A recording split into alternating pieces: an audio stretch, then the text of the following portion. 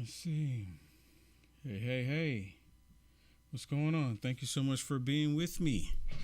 Oh, look at this. I'm extra early. It's Friday. And of course, I wish I could say it was Good Friday, but it's a crazy Friday. But anyways, thank you so much for joining me. My name is Will Johnson. UniteAmericaFirst.com is the website.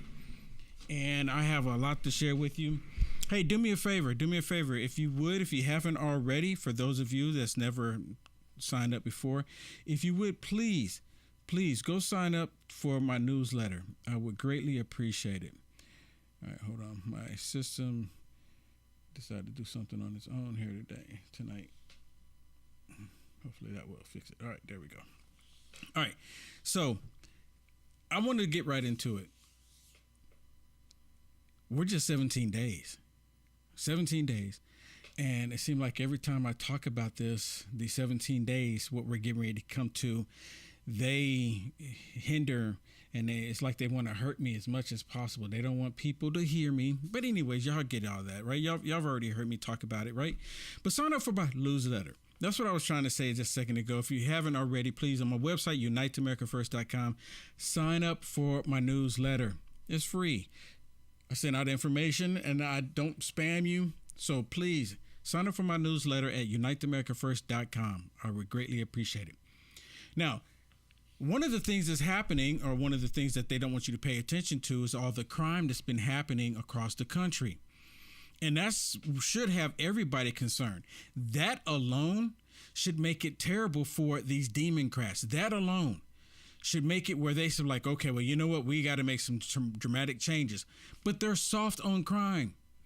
The only way we can stop the crime, unless you like the crime, unless you like the fact that you can go get on a subway, you can go get on a bus, you can go walking down the street, you can go to the park and get assaulted or whatever, what have you, some kind of crime happen to you, going to the grocery store. If you like that, then support the Democrat. But if you don't like that and you want safety and security, you need to go with people who's going to actually support the police officers and not lie to you and say, oh, yeah, we support the cops. Yeah, we support them until after the election, until after we win. But they don't support them. They do not support them. They never have. Listen to this, because this is what's happening. And this is one video that I want to share with you, but it's happening everywhere. It is really bizarre. Getting even more disturbing with the latest example happening in our nation's capital. An innocent woman savagely beaten by a group of teens on a bus. It's very hard to watch. Look here.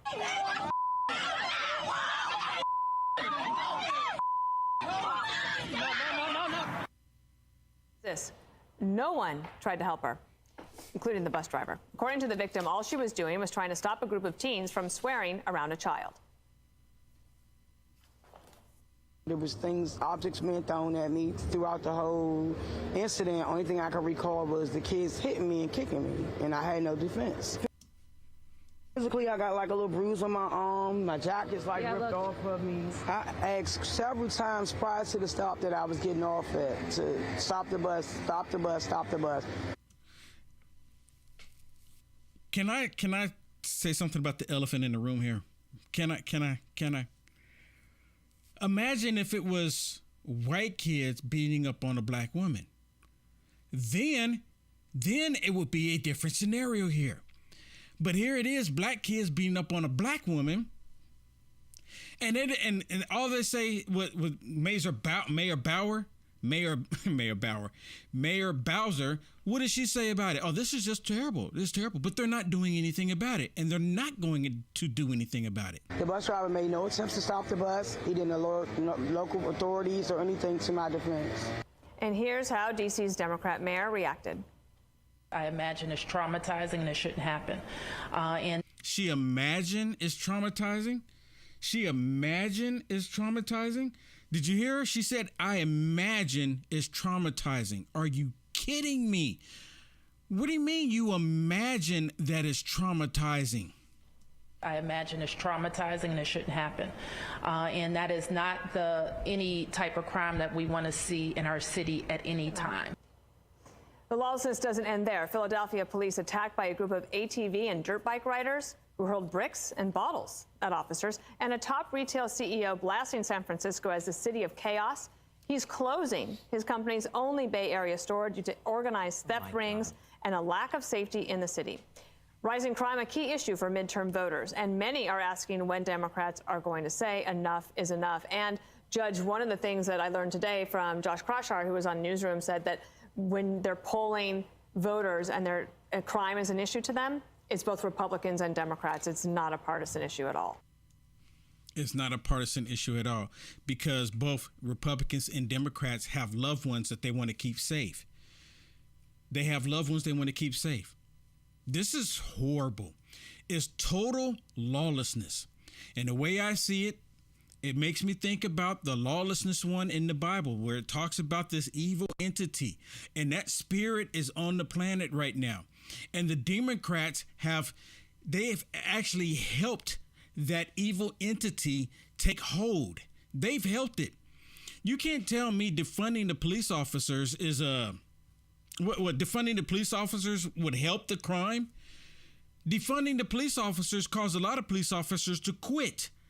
Thousands upon thousands of police officers have quit. And the police officers that are there, y'all saw it, that riding around on dirt bikes and getting bricks and bottles thrown at them. And what can they do? Nothing.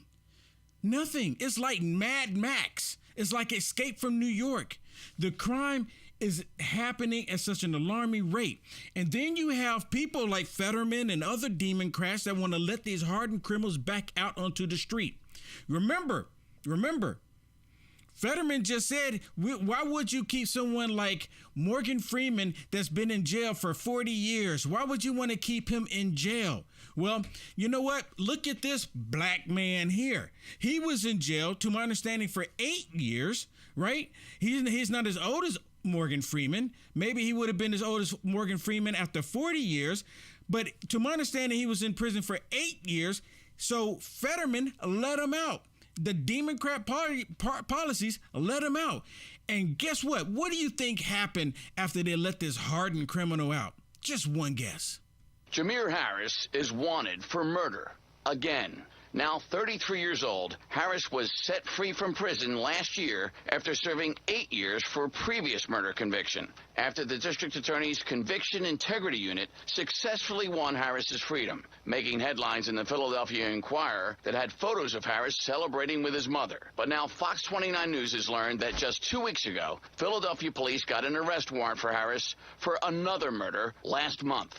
Multiple law enforcement sources say Harris was the man seen in this surveillance September 5th when 50-year-old Charles Gossett was shot in the back of the head and killed here on North 56th Street. Harris had been convicted of a murder that happened 2 nights before Christmas in 2012 when 45-year-old Lewis Porter, who had his 5-year-old son close to him in the back seat, was hit with as many as 17 shots fired at him in the parking lot of Walgreens on Oregon Avenue. Really? So they let the hardened criminal back out, and Fetterman and other Democrats want to let more of these people out. Is it a surprise to you? Is it a surprise? He went in for murder, got out, let him out because of Fetterman and the Democrats, and then all of a sudden he murdered somebody else. Well, listen to one of the mothers of one of these victims about how they do these hardened criminals. We're fed up. And we're not going to take it anymore. The system and everything that's going on, it's broken, and we're here to fix it. And Larry Krasner and his program that he thinks is working, it's not working, and we don't want it anymore. And the community doesn't want it anymore. Get something that's going to help the victims of these violent crimes, not to help the people that are perpetrating these crimes. We're tired of this. It's the same old nonsense, and it's not working. And it's not working. Okay, so now that we know that it's not working, it's going to take us, we the people, and that means black, white, brown, Asian, Indian, Hindu, Muslim, Indian, did I already say that one? White, black, Mexican, Latino X even, if that's, it's going to take all of us to vote them out. See, Democrats are the ones, I'm telling you, Remember President Trump, when he was in office, he kept saying that I'm the law and order president. They hated him for that. They literally hated him for that. Why do you think they were pushing so hard to defund the police? It wasn't just because, oh my goodness, police officers are just racist. No, they wanted this crime. It's like they need this crime. They thrive on it. And who else do you know thrives on sin? Who else do you know thrives on violence? Who else do you know thrives on all this demonic stuff? Satan does. And if the Democrats are thriving on it because they're thriving on it because of their father Satan, there's the only explanation. And I know a lot of people just talking about, well, all this crime is happening in America, all this crime, and it's just crime. You can blame Satan and his demonic Democrats. You can blame them because they are the ones who created this. They're the ones who are at fault. You can't make it up. Really, look at this one. You have a Democrat here that is all about the heroin shops, and they asked a question because this is a debate. I'm not even sure where this was at. They didn't even say, but this is a debate between a Republican and a Democrat, and the Republican is asking the Democrat, are you still in support of the heroin shops, which it increases crime, it increases poverty, it increases the homelessness, it increases so many criminal activity. Listen to what she says. It's really brief. So my question is, do you still believe that supervised drug injection sites are a good idea, and would you support similar efforts at the federal level? Thank you for the question, Kyle. We know that this is evidence-based. It would save lives. It's irrelevant in this race. It's irrelevant? You hear this? She said it's irrelevant in this race. So what race would it be relevant if it's irrelevant in this one? We're talking about heroin shops, shooting them up. And she's saying, well, they're safe. Right? They create a safe heroin shoot-up location. Last time I looked, heroin was illegal in the first place.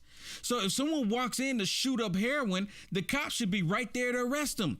But you have the Democrats actually creating a place for people to shoot up illegal drugs.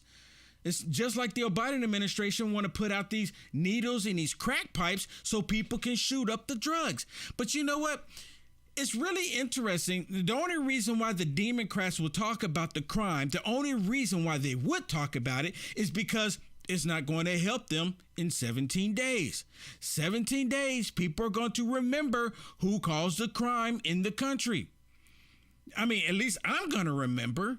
Are you going to remember? Maybe the Democrats are expecting people not to have long-term memory. They're expecting Americans not to remember anything. Maybe the Democrats are going to cause something else to happen right before 17 days get here, so people will forget about all the crime because of the policies that they have done. Listen to Joe Scarborough. Joe Scarborough is talking about the crime. And again, the reason why he is saying what he's saying about the crime, because the Democrats have not figured it out. He's sitting there trying to help them. He's literally trying to help the Democrats. But he even admits that these progressives, they're so out of touch, they haven't even figured it out. When you have cops quitting left and right in Philadelphia because they don't feel like, they're not going to risk their lives so they can arrest people who are going to be out on the street the next day. And then you have progressives telling people in Philadelphia, telling these people, oh, you're wrong. Don't believe your lying eyes. Don't believe the fact. There's something wrong for you for being afraid to go to work. There's something wrong with you for being afraid to go home, as they were talking about right there. It is just really progressives on crime in places like Philadelphia and New York are so extraordinarily clueless. It's maddening. And yet you see it in these focus groups. So you hear this? He's saying, don't believe your lying eyes, right? I mean, the crime is increasing so much that Joe Scarborough is getting into the crime activity. He's actually talking about the crime activity. I think it's a little late. But, I guess better late than never. But he, along with some others, the only reason why they're talking about it is because it's not going to help them. You've already done the damage. These people have already done the damage. They've done the damage when it comes to our energy. They've done the damage when you go to the gas pump. They've done the damage when you go to the grocery store. They've done the damage to our border. They've done the damage to our national reserves. They've done the damage when it comes to our credibility across the planet. They've already done the damage. They've already done the damage when parents want to protect their children, calling parents domestic terrorists. They've already done the damage. Parents not wanting their children on these puberty blockers, and the Democrats are saying that it should be against the law for not being able to push this crap onto your kids. They've already done the damage. There's only one way to fix this. 17 days, we can fix this. But there's already stuff starting up. Already. Have y'all heard the FBI? The FBI has already, they just put out a report today saying that, at least I thought it was today, they put out a report saying that Iran is already starting up their hacking. You hear what I'm telling you? For the 17-day thing that's getting ready to come up. They're already starting up the hacking. The FBI is reporting. Right? So are they going to do something? I don't know. Some hokey doke. What do you think?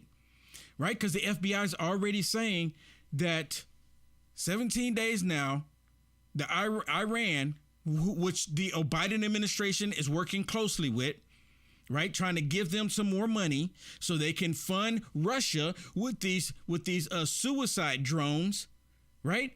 Think about it. We're being all set up. It's all a setup.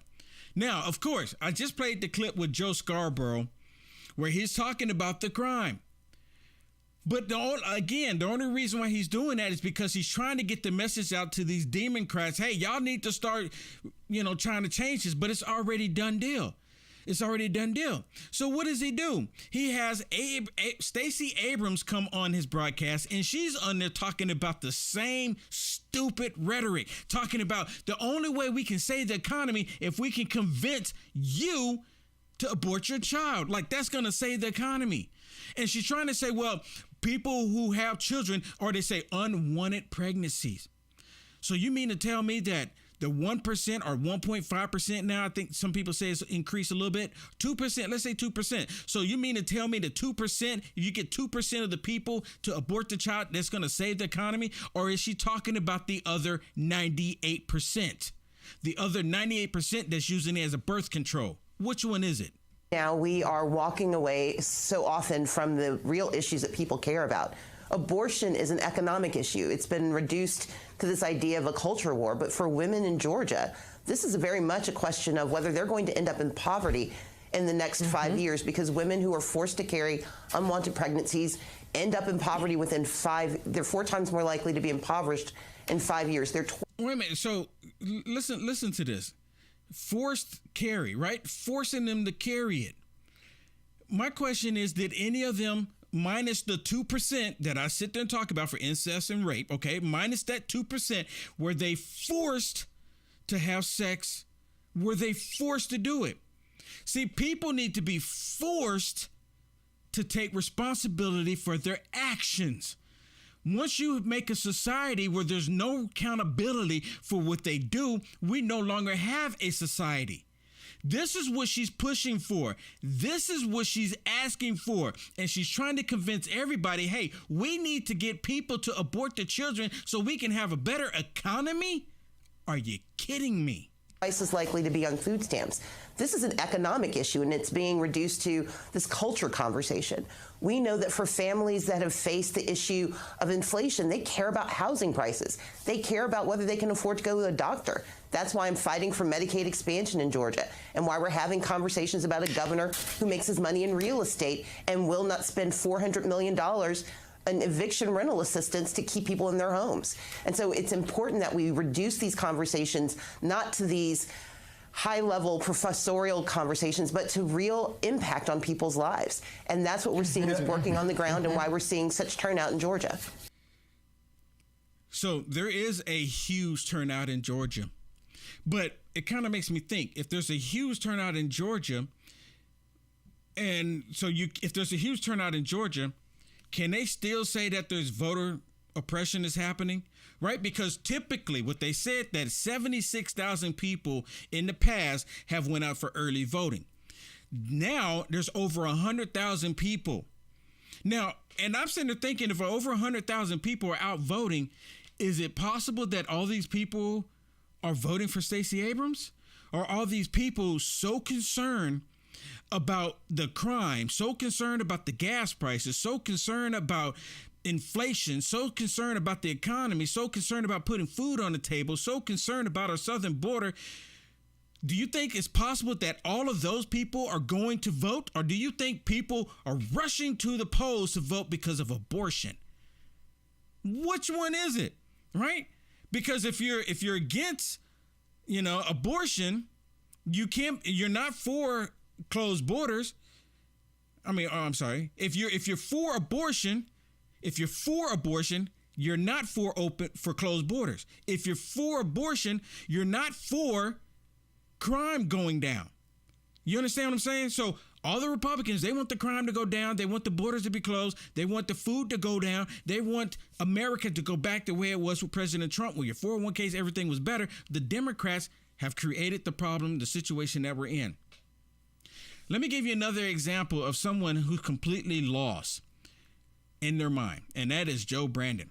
So Joe Brandon shows up with Fetterman, right? This is like finally they come together, because the last time Joe Brandon went there, Fetterman didn't show up. He didn't show up. And even this time, when Joe Brandon was talking, Fetterman they didn't even have Fetterman say anything. So Joe Brandon did all the talking, right? Like Joe Brandon's going to carry him. He did all the talking, but somebody there, and I'm assuming that it's a reporter, asked Joe Brandon, hey, why aren't the other Democrats wanting to be seen with you? Why aren't they wanting to be seen with you? Mr. Fetterman, why did you decide to appear with Biden now? Why did you decide to appear together now? Sir, why don't more candidates want to be seen in public with you like Mr. Fetterman? Wear a suit. Where did you buy it at? What are you talking about? Tim Ryan in Ohio said he doesn't want you there. Warnock said wouldn't say. Do you think they're making a mistake? No, they're by 16 there. I've already gone in for yet, and a lot more are asked.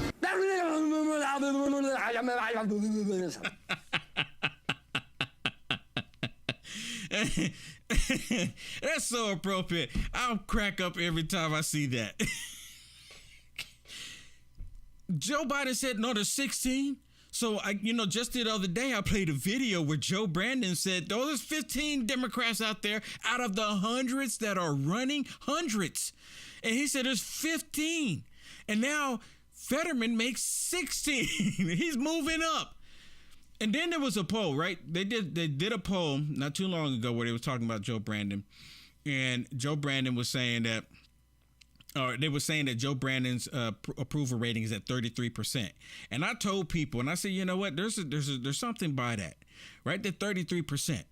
There's something about that, because every time when they go down into the 30s, and like I said, it's probably 13% the actual number, but when they go down into the 30s, they always stop at 33%.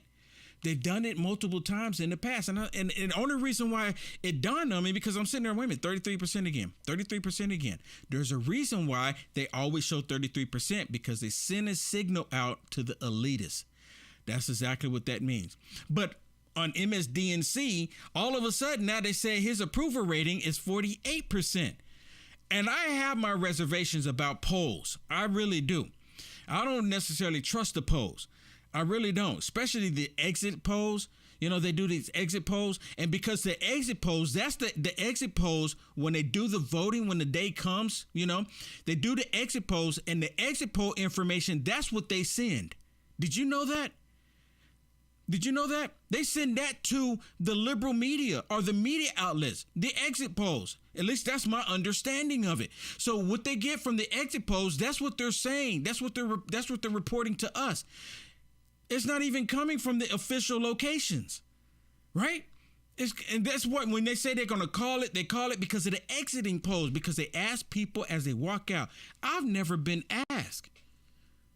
And people shouldn't even tell people they're sitting outside the polling places, who did you vote for? The exit poll, when they do these exit polls, they shouldn't be it should be, personally, I think it should be against the law for them to be out there asking people who they voted for. That's just me. It's just me, right? Or make it to a place where people can go sign in if they want to relieve that information. But they're not wanting to, right? I couldn't believe it. I was like, wait a minute, they're reporting this information from the exit polls and they're not doing it from the actual locations? What is that? What is that? Now, I've been sitting there talking about the crime and talking about the Democrats, and I meant to show this one just a second ago earlier. But this one is in New York. Listen to this bizarre story. And let me ask you a question. If you're living in New York right now, because they're saying the people in New York have had enough. Have they? Really? Because if New Yorkers truly had enough, you would be getting rid of AOC. You would be getting rid of Jerry Nadler. You would be getting rid of Mayor Adams. You would be getting rid of this tyrannical governor in the city of New York if you were truly through. Disturbingly familiar sight. NYPD cruisers, lights flashing, responding to yet another crime scene in New York City subways. This time, it was a physical fight during Thursday morning's rush hour, involving 2 passengers and 1 samurai sword on board the A train as it approached Manhattan's Chambers Street station. Detectives say the suspect, dressed in all black, struck another man on his head with the sword while it was still stowed in its wooden sheath. The victim, identified as 29-year-old Larry Griffin, suffered a deep laceration on his head. He was later treated and released from a local hospital. It's a little insane. I only get concerned for my wife, myself, being out here, but it's getting a little crazy every day and more creative. And not in a good way. And not in a good way.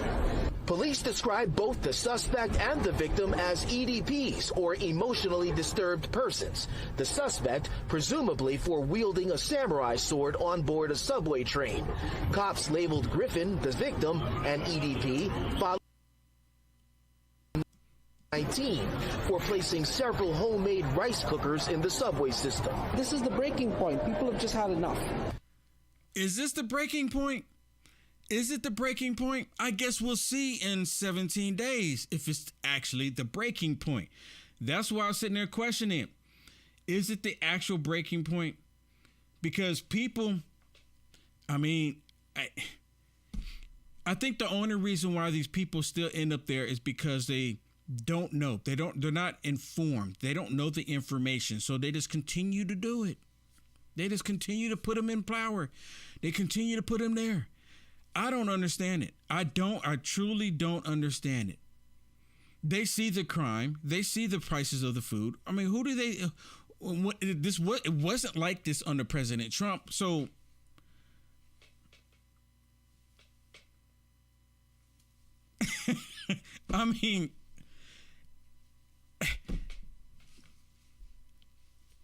is it that people just don't wake up? I just want to scream, wake up. Really, wake up. It's like a terrible nightmare. I need to pinch myself. Oh my goodness. How stupid can people be? We can't be this naive. We can't be this naive. Well, you know what? Sadly, there's a lot of naive people out there. Here's one of them. Listen to what he says about running again in 2024. I have not made that formal decision, but it's my intention to run again. And we have time to make that decision. Dr. Biden is for it. Mr. President. Oh. Dr. Biden thinks that, my wife thinks that we're doing something very important. Okay. She thinks that she's doing something very important, but the question is, what does she think about you running again? That's the question, right? But she there's something wrong with him. There's something truly wrong with him. Look at this one. And it used to be that way all through the Senate. I served with Jim Eastland. See, now this one, he's talking about how he would argue and go back and forth with Republicans, conservatives, and then they would go sit down and have lunch with one another, right? But the division that's happening now, the division that we're seeing is because of the Democrats. They're the ones alienating. They're the ones they're the ones calling parents domestic terrorists. They're the ones calling half the country domestic terrorists if they're MAGA supporters, right? They're the ones have done this, not the conservatives. I'm Thurman. You know, I served with really conservative members of the United States Senate. But afterwards, after we'd argue like hell, we'd go down to the Senate dining room and everybody eat together. There was still an understanding that the differences may be profound, but they don't justify the kind of activities they're seeing today. You don't justify the kind of activities that we're seeing today. And again, how do you think these activities got to be? How many times did you hear President Trump call a certain group of people domestic terrorists? I mean, how many times have you heard that? He's never done that. He's talked about people with the crime and how the left, Antifa, right? Antifa, BLM, the crime that they've committed, multiple crimes, multiple criminal activity. But he never called anyone domestic terrorists. He never called anybody domestic terrorists, or did he? No, he didn't. But you have the FBI, the DOJ, the Biden regime calling Americans domestic terrorists, putting us on the trying to put us on the domestic terrorist watch list. If you're a MAGA Republican, look at my shirt, MAGA Republican, right? MAGA Republican, black man, MAGA Republican, and you ain't black. In their mind, right? You ain't black. That's what they think of me. Or they call me a sellout. They call me everything else because here it is, a black man thinking for himself, not falling for it. That's the biggest thing. People believe the lies, and it's like they don't, and it's like anything else is, like, no, I don't want the truth. They want the lie. Even after they know the truth, they still want the lie. It's sick, right? Because one thing that is extremely sick is that how the left would say that, they're not grooming children, or that's not even true. It's not true. They're not trying to groom children. There's no teachers trying to push their sexuality onto kids. There's no teachers doing that. When there's video after video after video with them doing it, pushing the drag queen nonsense onto them, doing all of this demonic stuff, and then they try to do it real subtle like.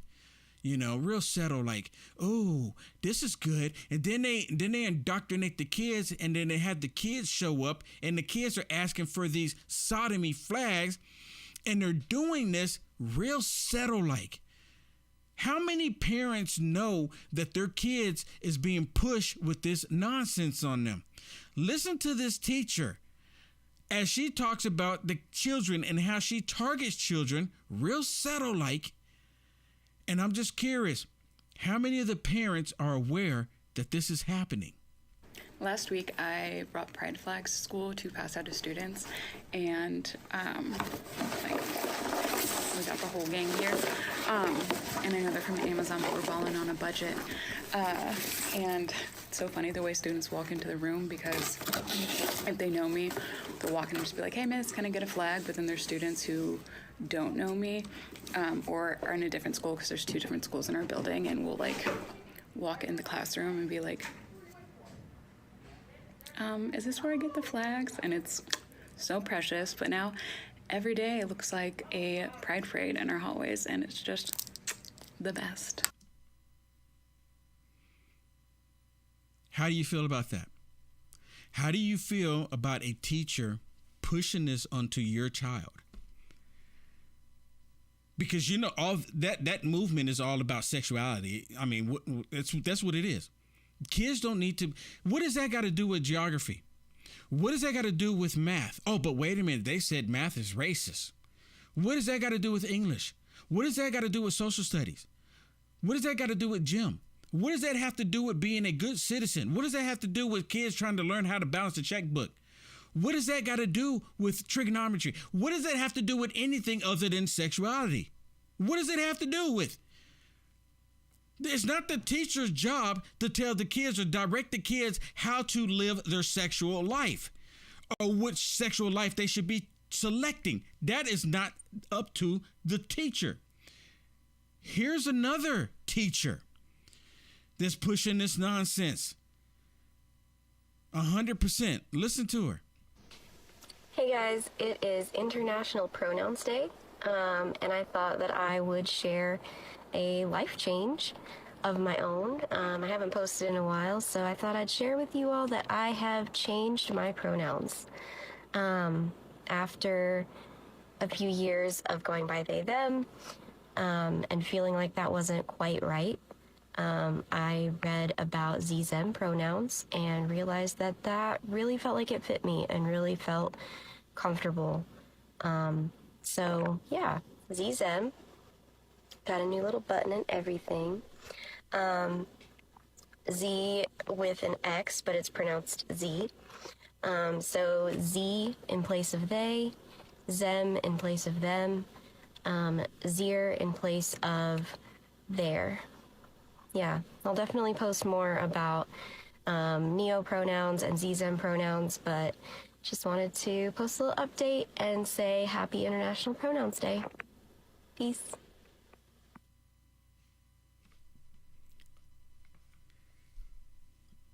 So, and what's kind of was funny is that sometimes if you don't address these people by their so-called pronouns, they get upset with you. And they go, well, if you don't know what my pronoun is, you should ask. Instead of saying, excuse me, sir, or excuse me, ma'am. You're not supposed to do that any longer. Apparently, you're supposed to say, excuse me, what is your pronouns? And then you proceed. I'm sorry, I'm not going to do that. You know what? I don't have to play along. You know, and like we go to the playground. We're all in the playground. We go out and play. Some kids want to play certain games and other kids want to play other games, right? And if I go over to this side and they're playing this particular game and I'm like, well, I don't want to play. So I go to the other side. They get upset with me because I don't want to play the game. I don't have to play. You don't have to play. You as the parent, your child doesn't have to play if you don't want your child to play. That's the way it's supposed to be. And then they have the nerve, the audacity to sit there, well, y'all trying to push your Christianity onto us. No one's forcing you to go to church. No one is forcing you to pick up a Bible. No one is forcing you to repent. No one is forcing you to watch Christianity on TV. No one is forcing you to watch peer flicks. No one is forcing you to go to a job and to confirm what religion you are. No one is doing that. They say that you're forcing our religious beliefs onto them because we won't comply with their demonic Satanist beliefs. Hear me out. That's where they're getting it from. They said, well, we're being hateful because we don't want to play along. If I see you and you're a man, how you doing, sir? If I see you, you are a lady. Hello, miss. I remember when I was in California, there was this particular dude, and he was all trans. He was all trans. He would show up to conservative events. And he would show up with makeup on, and sometimes he would show up with a wig on and lipstick, and he would wear a dress. Clearly a man. He would show up that way. And you know what? Every single time I saw him, because I wasn't going to be mean, but every time I saw him, you know what I said? There he is. How you doing, sir? It got to the point to where he wanted to beat me up. And I said, look, dude. And I did say, dude. I said, if you want to do this, at no point did I tell you not to put the dress on. If you want to wear the dress, then you wear the dress. But I don't have to play along. And people get upset with me. Well, if he wants to do that, then he lets him do it. Okay, I agree with you. If he wants to do it, let him do it. But guess what? Will Johnson doesn't have to play along. You don't have to play along. And people would get upset with me because I didn't want to play along. It's like we go to the basketball court and I don't have the ball. It's your ball, but I don't want to play. You can't make me play. You can't make me believe the lie. You can't make me go along with the lie. I refuse. If you think it's that important for me to go along with the lie, and just because someone said, well, if they wanna do that and be that way, then let them. Okay. Again, see, some people, I say that and go in one ear and out the other ear because they don't hear it. The only part that stick with them is that I don't want to play along. What happened to my rights? What happened to Will Johnson being able to say, I don't want to comply with that. I don't want to go along with that because I know it's a lie. I know it's a lie. And you don't have to try to convince me any other way. I'm not going to go. If it's a lie, I'm not going to try to convince myself it's the truth. I'm not going to. In other news, Steve Bannon, 4 months in prison.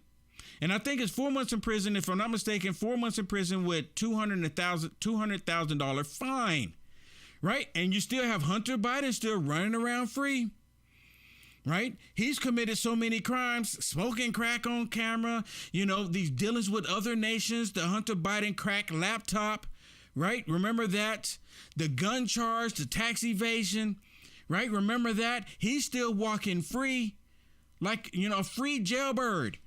Literally walking free because demons will protect demons, and because his daddy's a democrat, hey, don't worry about it. The FBI will look the other way. But when it comes to Steve Bannon, they're wanting to put Steve Bannon in jail. Well, they're going to appeal it. There's two videos. There's a video where Steve Bannon first came out after the verdict, saying 4 months, and he went out there and he was highly respectful to the judge. He could have been going off, but he was highly respectful to the judge that gave him the sentence of 4 years. He said the judge did his job, right? But personally, I think it was all political. The judge should have thrown it out. He should have thrown it out because Steve Bannon, he's been out of everybody. He's been the first one and basically the only one that has been standing up. He's been the only one that's been standing up and promoting, doing the right thing. But they're going after him because they want to set a precedence. And now, if you haven't heard, they subpoenaed President Trump. They sent the subpoena to President Trump, and they want President Trump they want to put President Trump in the same situation they done Steve Bannon and put him in jail. You understand what I'm telling you? This is all the setup. It's all a setup. Now, some of the stuff, I would love to play this for you because some of the stuff that they say in here, they would ding me. They would ding me for saying, oh my, how dare you play this? Because I played videos with Steve Bannon before and he would say certain things and they would hit me. They would penalize me. But I'm just telling you what he's saying in here. I will upload this video to my locals. For those of you that haven't seen it, if you want to go to my locals, uniteamericafirst.com, click on Connect with Will, or simply go to uaf.media, and you can check it out. I hate to do that. People are like, oh, I want to see it. Yep. I really do want to show it to you too. I really do. All right. With that said, let me play one more for you here. I'll play this one. For one, I think that we began to for one, I think that we began to for one, I think that we began to